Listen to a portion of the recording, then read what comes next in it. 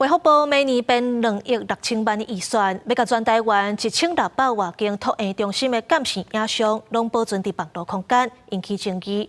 今仔日有老师和家长开记者会，批评这个政策无尊重老师，嘛侵犯人权。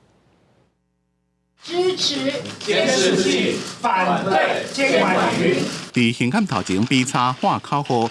有个团体老师加家长代表出面开记者会，讲其卫福部明年编2.6亿的预算，规划为全国1600多间公私立的托婴中心建立监视影像云端储存空间，等是集中管理幼教机构的监视器画面。何老师这个安尼施做无符合比例原则，也侵犯人权。自己是同意设立监视器，这一点没有问题，但不应该被无限上纲，只基于少数事件的不信任。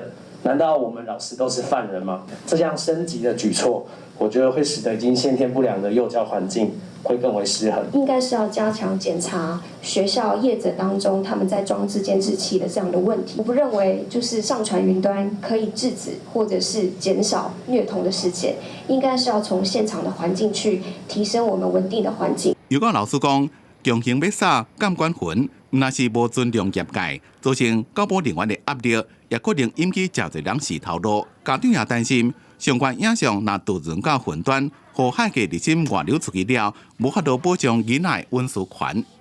你要做监听，都是违法的，这个还是监控。上传云端，它可以扩大。